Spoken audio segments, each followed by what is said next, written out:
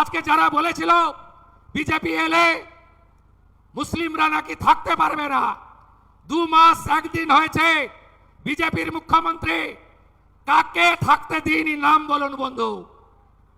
বলেছিলেন দাঙ্গা হবে, বলেছিলেন প্রার্থনা বন্ধ করে দেবে, বলেছিলেন আমাদের ধর্ম পালন করতে দেবে না, বলেছিলেন ডিটেনশন ক্যাম্পে পাঠাবে। আমি জানতাম।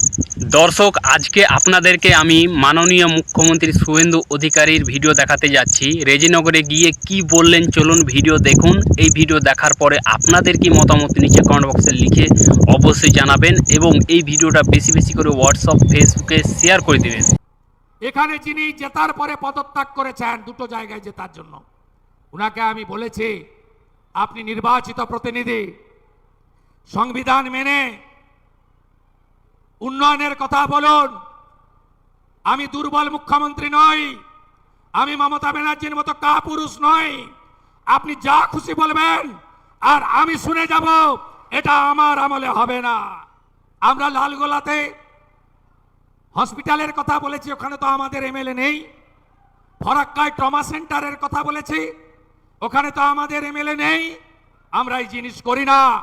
11 কোটির রাজ্যে সুজলাং সুফলাং মলয়জ শীতলাম, গোটা রাজ্যকে সাজানোর কাজ আমাদের করতে হবে। ঝগড়া করবে, ধমকাবে, কমিউনিটির কথা বলবে, হিন্দু মুসলমান করবে, মন্দির মসজিদ বলবে না। উন্নয়ন চাইবেন, উন্নয়ন যদি চান, হাতে কাজ, পেটে ভাত, মাথায় ছাদ, সোলার আলো, আরো স্কুল, আরো কলেজ, আরো রাস্তা, আরো ব্রিজ, ঘরে ঘরে নলে জল, কৃষকের অধিকার, পরিযায়ী শ্রমিক বাড়ি ফিরবে, তার স্ত্রী কন্যার পুত্রর সঙ্গে বাড়িতে থাকবে, বাবা মার সেবা করবে।